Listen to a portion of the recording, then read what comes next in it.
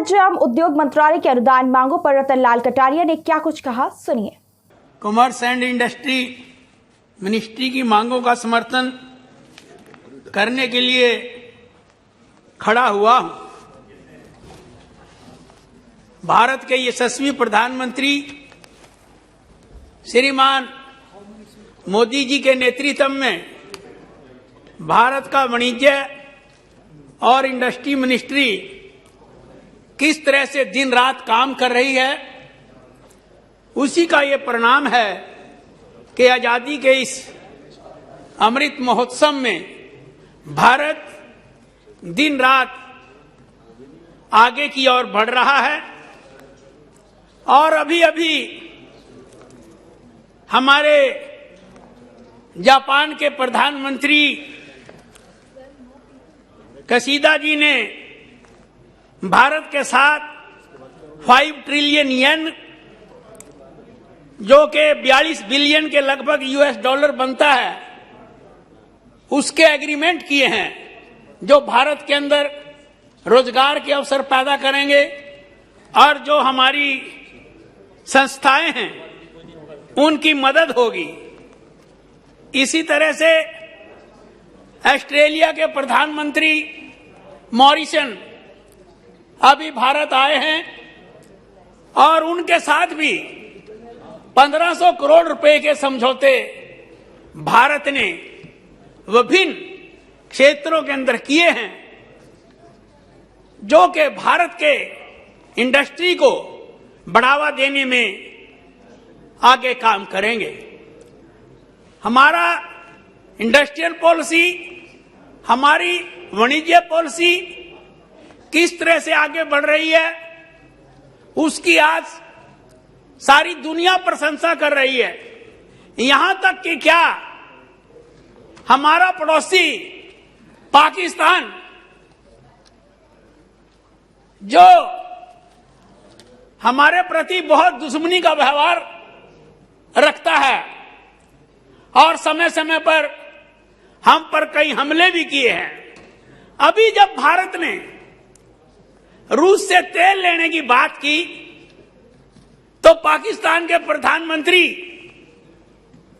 इमरान खान का यह बयान आया सार्वजनिक तौर पर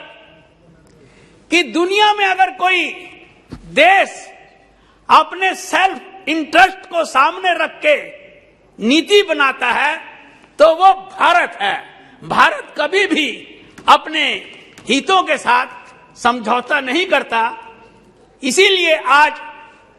भारत जो है आगे बढ़ता जा रहा है और हमारी जो ट्रेड पॉलिसी है उसका मुख्य लक्ष्य यही है कि धीरे धीरे आगे बढ़कर जो अपॉर्चुनिटी हमें सारे संसार के अंदर प्राप्त हों, हमें उन्हें ग्रैब करना है। अध्यक्ष महोदय, आप जानते हैं कि पिछले 2 सालों में कोविड महामारी के परिणाम स्वरूप सारी दुनिया इस बात को लेकर आज भी रिसर्च में लगी है कि कोविड महामारी चीन के वुहान शहर से शुरू हुई और आज सारी दुनिया इस बात को लेकर चिंतित है। चाइना के बारे में पहले ही दुनिया उसकी इंपीरियलिज्म की पॉलिसी से, एक्सपेंशनिज्म की पॉलिसी से बहुत त्रस्त थी, लेकिन कोविड के पश्चात चाइना की साख दुनिया के अंदर और गिरी है। आज दुनिया के बहुत से देश चाइना की मार्केट से अपना पेंडा छटवाकर भारत की ओर आना चाहते हैं। इसलिए मैं ये कहना चाहूंगा कि आज भारत के लिए ये एक बहुत शानदार अवसर है कि भारत दुनिया के देशों के साथ बातचीत करके अपने व्यापार क्षेत्र को बढ़ाए, अपनी इंडस्ट्री को बढ़ाए। उसके लिए भारत सरकार नई नई योजनाएं भी बना रही है, जैसे प्रोडक्शन लिंक इंसेंटिव स्कीम्स जो चलाई गई है, जो 1,97,000 करोड़ रुपया खर्च करके हम देश के जो डिफरेंट उद्योग हैं उनको बढ़ावा देंगे, उनमें इन्वेस्टमेंट को बढ़ावा देंगे। और हम देख रहे हैं कि देखते ही देखते रेलवे में हमने 5 टाइम जो है इन्वेस्टमेंट को हमने बढ़ाया है और भारत आज 38 किलोमीटर प्रति किलोमीटर डेली की रफ्तार से सड़कें जो है वो बना रहा है। उसी का परिणाम है कि जैसे जैसे देश के अंदर एफडीआई आ रही है और इन्वेस्टमेंट आ रही है, वैसे वैसे हमारे उद्योग भी जो हैं वो तरक्की की ओर बढ़ रहे हैं। आज इंडिया का जो एक्सपोर्ट फरवरी 2022 में जो है ये 25.41% से बढ़ा है और 570 यूएस डॉलर तक जो है बिलियन तक ये पहुंचा है। और ओवरऑल एक्सपोर्ट जो हम देख रहे हैं कि वाणिज्य एवं सेवा क्षेत्र में 36% की वृद्धि 2021 में हुई है और 22 में भी चल रही है, जो 601 बिलियन के बराबर है। और इसमें जो वाणिज्य है उसमें 375 बिलियन और सेवा के क्षेत्र में 256 बिलियन की जो है वो हमने वृद्धि जो है वो रिकॉर्ड की है। महोदय, मैं अंबाला लोकसभा क्षेत्र से आता हूं जो एक आरक्षित क्षेत्र है। अंबाला का मेरा जगाधरी क्षेत्र सारे भारतवर्ष में बर्तन के लिए जाना जाता है और सारी दुनिया में बर्तन इंडस्ट्री वहां से बहुत फेमस थी, लेकिन धीरे धीरे उसके ऊपर संकट आता गया और आज वो इंडस्ट्री जो है वो सरकारी मदद के लिए तरस रही है। मैं मंत्री महोदय से प्रार्थना करूंगा कि इस ओर ध्यान दिया जाए। मेरे लोकसभा क्षेत्र का अंबाला छावनी क्षेत्र जो साइंस का सामान सारी दुनिया का एक्सपोर्ट करता है, वहां पर माइक्रोस्कोप की ऐसी ऐसी मशीनें बनती हैं कि जो बहुत महंगी भी आती हैं और अमेरिका इत्यादि, इंग्लैंड इत्यादि यूरोप के देशों में उनकी सप्लाई होती है।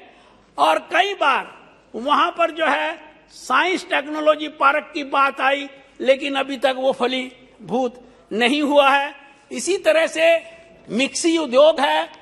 और फार्मास्यूटिकल का उद्योग जो है वो भी मेरे क्षेत्र के अंदर बहुत है। मैं मांग करना चाहूंगा कि इन क्षेत्रों की ओर ध्यान दिया जाए। महोदय, मैं इस सदन का ध्यान एक बात की ओर दिलाना चाहता हूं कि आज आप देख रहे हैं कि दिल्ली के अंदर पॉपुलेशन इतनी हो गई है, गुड़गांव के अंदर पॉपुलेशन इतनी हो गई है और हमारे फरीदाबाद में पॉपुलेशन इतनी हो गई है। उसके बाद दिल्ली से 200 किलोमीटर की दूरी पर अंबाला एक ऐसा स्टेशन पड़ता है, डेस्टिनेशन पड़ती है कि अगर इसको इंडस्ट्रियल हब के रूप में हम विकसित करेंगे तो पंजाब, जम्मू कश्मीर, हिमाचल प्रदेश, चंडीगढ़, उत्तराखंड और पश्चिमी उत्तर प्रदेश व हरियाणा सहित ये 200 किलोमीटर के एरिया में अगर इंडस्ट्रियल कॉरिडोर बन जाता है और ट्रांसपोर्ट हब बन जाता है तो इस क्षेत्र के अंदर हम आने वाले 50-60 साल के अंदर 2 करोड़ लोगों का भी समावेश कर सकेंगे और इस क्षेत्र के 5-6 स्टेट के विकास के अंदर एक बहुत बड़ी भूमिका हम निभा सकते हैं। तो मेरा मंत्री महोदय से ये मांग है कि आप यहां पर इंडस्ट्रियल कॉरिडोर स्थापित करने की बात करें। अंबाला में 2,500 करोड़ रुपए से ऊपर कपड़े का व्यापार है। अगर आप उसको टेक्सटाइल हब की दृष्टि से भी, सर मुझे 2-3 मिनट और चाहिए सर 2-3 मिनट सिर्फ। तो मैं ये मांग करना चाहूंगा कि सरकार इन बातों की ओर भी ध्यान दे और मंत्रालय ने जिस प्रकार से वाणिज्य को बढ़ाने के लिए उद्योगों को बढ़ाने के लिए इतने कदम उठाए हैं कि आज भारत के एग्रीकल्चर प्रोडक्ट्स की भी मांग जो है वो सारी दुनिया के अंदर बढ़ रही है। मैं आज ही पढ़ रहा था कि ये जो रसिया और यूक्रेन की जो युद्ध आज चल रही है उसके चलते भारत की वीट की मांग जो है वो आज कई देशों के अंदर बहुत बढ़ रही है उसकी एक्सपोर्ट के लिए। और मैं ये कहना चाहूंगा कि मोटे अनाजों के साथ साथ चावल और गेहूं के साथ साथ आज हॉर्टिकल्चर के अंदर भारत जो है बहुत तेजी से आगे बढ़ रहा है। इतना हम अनाज पैदा नहीं करते जितने सब्जियां